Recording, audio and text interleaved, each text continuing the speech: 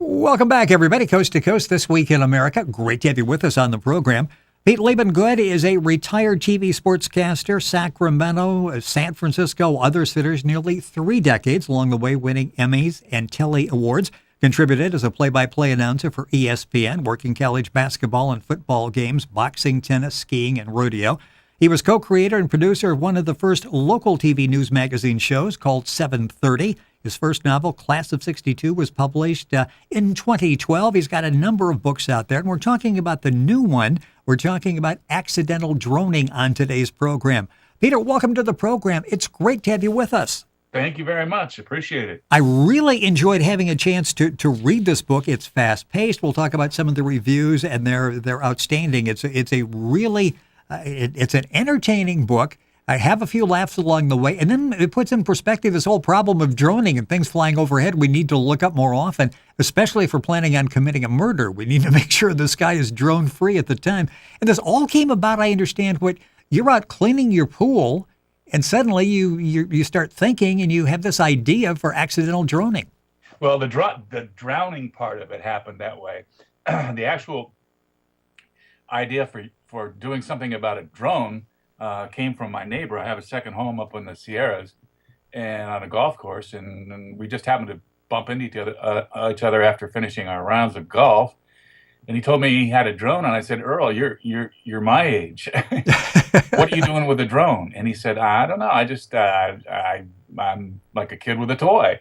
And 2 weeks later, when I came back to a return visit, he showed me how it works. He actually, launched it, and I said, "Oh, this is based on what I'm reading about privacy issues. This is topical." And the drone idea actually did come from my swimming pool, cleaning it. Well, yeah, you got the input from the neighbor. You're out swimming out cleaning the swimming pool and realizing, okay, this is going to be a major part of the plot. Let's take a number of great characters in the book. Let's start with Bo Granger and take us to Sequoia Country Club. And here's a guy that couldn't make it on the tour, but he's found what he thinks is a pretty neat operation going there. But it doesn't last long. He ends up losing that job. Pick it up and talk a little bit about Bo's character. Bo's character is he's a little bit on the passive side. He was kind of brought up to be just liked. That was his parents' message to him, their central message: just be a good person and have everybody like you. And when he encounters all the junk that he does, once he captures video of this murder, he's hard. It's hard for him to, I don't know, what's the word I'm looking for, be assertive and do the right thing, because he doesn't want to hurt anybody's feelings or make anybody think bad of him.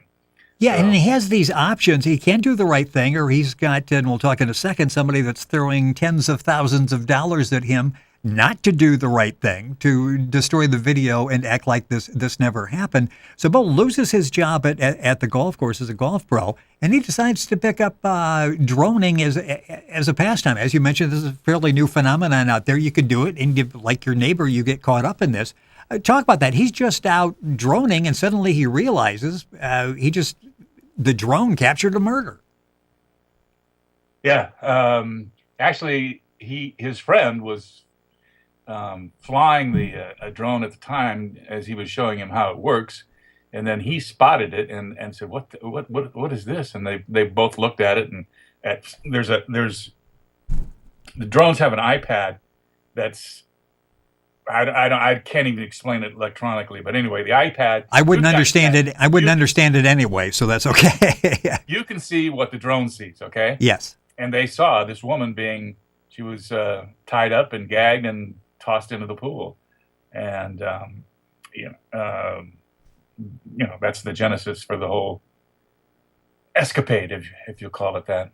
Yeah, and it ends up being the wife of a very wealthy man, Jeffrey Sparks. Talk about him, and the wife is an interesting character. You got a little bit of everything in the book. The wife, I'll give her a name, and you can figure out her occupation. Summer Rain is her name, so you can pretty well figure out that she's not a college professor at USC. Talk about Sparks, because he will literally do anything to keep this video from seeing the light of day. Yeah, he was, well, that's where he met his wife. She was a porn star, and he was a porn filmmaker. And then as he segued out of that career, he opened up a bunch of strip clubs across the country. I can't remember the name that I assigned to it, but um, anyway, he's extremely wealthy, extremely um, he gets what he gets what he wants in life, and he'll pay for it. That yes. And she is kind of she's a converted to kind of a religious zealot. Her father was a minister, and she basically changed her whole persona. And basically, she found out that he was dealing in internet prostitution, and that was the lever, and that's why she had to go away, as it were. But Peter Liebengood is our guest on This Week in America. We're talking about his new book, Accidental Droning. Peter's website is PLIEBENGOOD.com. You can link on directly by going to our website, thisweekinamerica.us. The book, Accidental Droning, is available all across the country. Go to Amazon, Barnes & Noble. You'll find information there as well. So once this comes out and the pressure is put on Bo by Sparks, he really is faced with this dilemma because his wife, he being Granger, his wife is a state politician going to run for governor, and she's a real advocate there of privacy. Wants to make sure that our personal privacy is protected. And here's her husband out there coming up with all this information from a drone. That's where the rock and the hard place. Exactly. So, he's really conflicted, and doesn't know what to do. And even despite later being scared off by a hired gunman, why he still isn't ready to commit to turning the video over to authorities. So the whole remainder, once that murder goes down and he's recorded it, the whole remainder of the book is, do I do it or do I not? Do I do it? Do I turn it over to authorities or do I not? And it's interesting because they both have the campaign manager with his wife ends up getting close to her. Bo ends up getting close with the reporter who's trying to get the scoop of a lifetime that could get her maybe a network gig or something. It's fascinating. The book is well reviewed. One says an enjoyable romp of political backstabbing and manipulation. It's received 4.8 out of 5 stars reviews on Amazon. One says a fun and engaging novel. Was it that way for you? Because in watching you and hearing you talk as you're describing it, this had to be fun to write this story.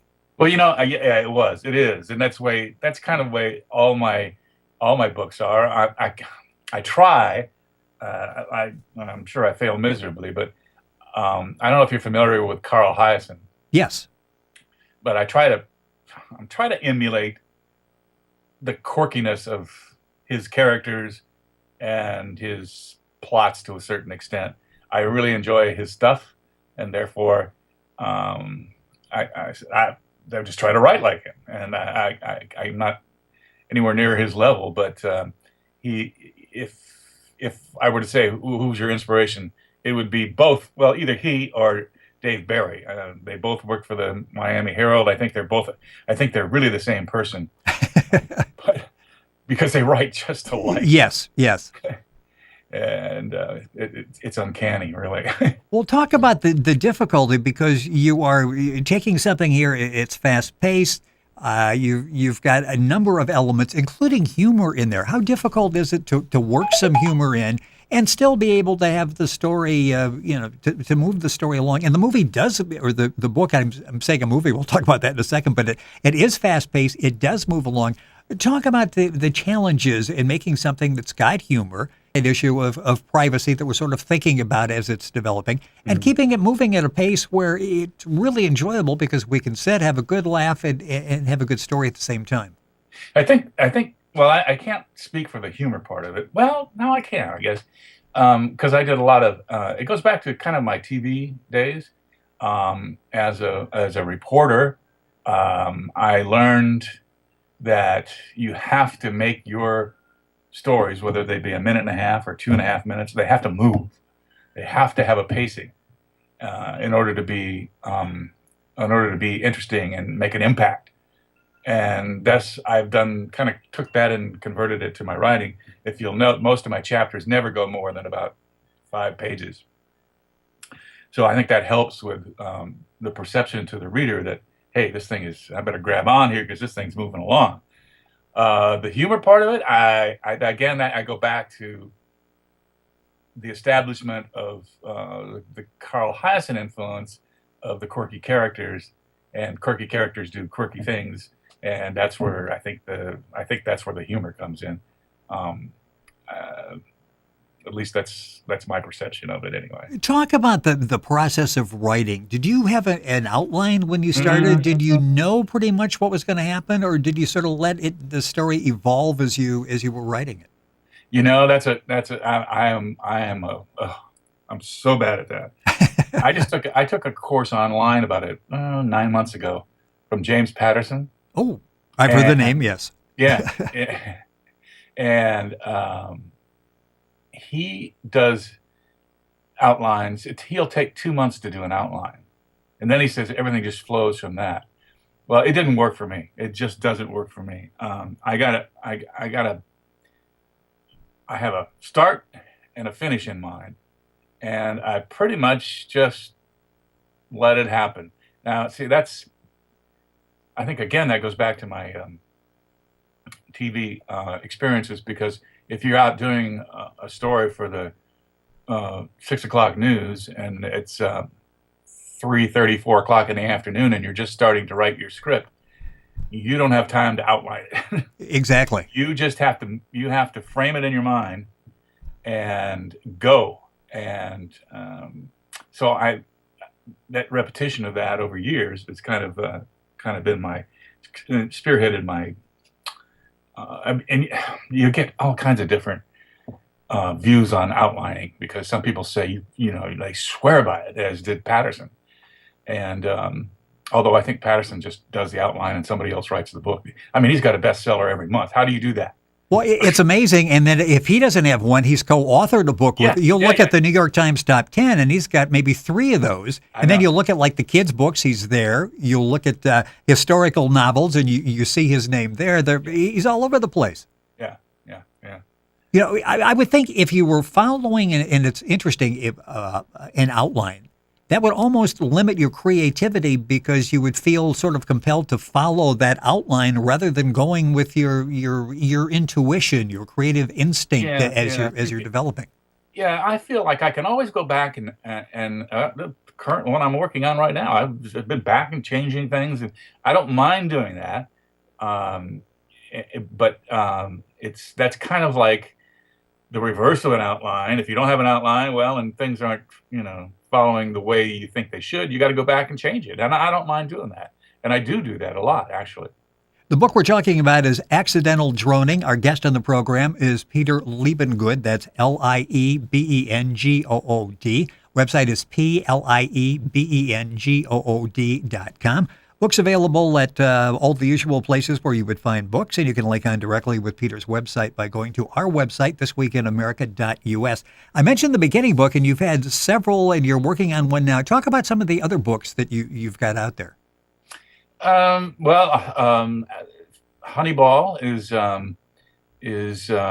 was in 2015, I believe.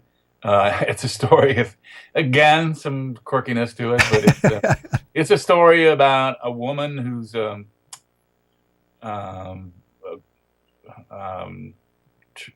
top-notch, world-class beach volleyball player who inherits from her dad a Class A minor league baseball team in Santa Barbara, where I grew up. Right, what you know, I guess, or where you know. And she decides that she's going to hire an all-female organization. Everybody outside of the players, everybody is a female, and that just rubs the baseball community really wrong. And so she goes through a lot of that. Plus, her father is killed in an airplane accident, and she's trying to figure out who did that. and it culminates at through an entire baseball season. She doesn't win the pennant of her California League, but she wins she had the top attendance of any minor league baseball team in America. So and then the most recent one, which I just got a review from Pacific Review and said, if you like James Patterson, you'll like this. I'm like, what? Wow. In his league, it's called Rendezvous. It's spelled REND easy -VU, because the TV reporter, this is about TV news, but it's also a murder mystery, is Vietnamese. She's last name Vu.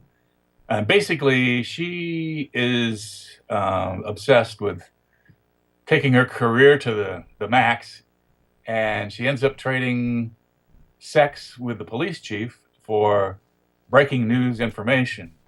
In other words, that's news tips that lead to live shots on the scene that beat the other competitors time and time and time again. But it leads into she begins to have the early stages of a relationship with this guy, and not just sex. And he's married, and his wife ends up murdered, and he's accused of it. And she fights to free him from that, and prove his innocence. But in the process, finds out that he's a dirty cop participating in a sex trafficking ring, or at least allowing it to happen for payments. And it ends up in a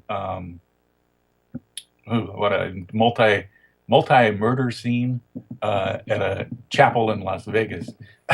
Interesting, and I'm sure there's a level of quirkiness there, I'm sure. Oh, yeah. If past work is any indication, that's one of the new books from Peter, and you can find all of those at the website. A couple minutes left in the show. When you retired from TV sportscasting in major markets around the country, award-winning, working with ESPN, and doing this, talk about, I would think there'd be so much more freedom in what you're doing now. You don't have producers, you don't have editors, you don't have time constraints.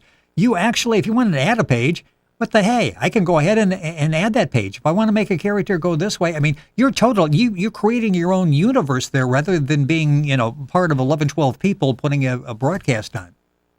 This is me playing cowboys and Indians in my backyard at the age of 8.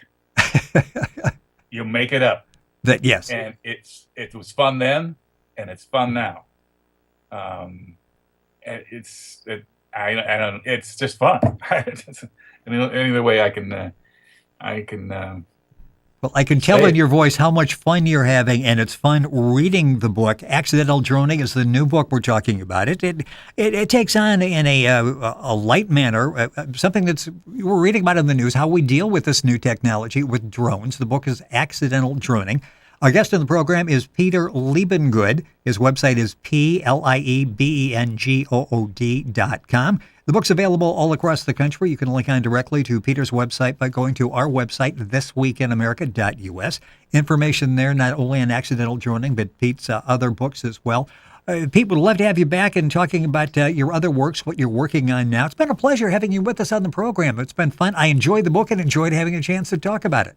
Thank you. I should point out one thing, that I got a new website coming out probably in a week that it's a basically you'll find all the books there. It's PeteLiebengood.com. So the PLiebengood.com is strictly for accidental droning, but I thought maybe it'd be a good idea to let people know. But I appreciate the time. Thank you very much. Hey, you do a heck of a job. You're a good interviewer. Well, and you're a good interviewee. So this has been nice having you on the program. So much more to talk about. We will do it again. Pete, thank you for joining us on the program. Once again, the book is called Accidental Droning. You can link on and get all the information at our website, thisweekinamerica.us. Stay tuned. I'll be right back after these messages.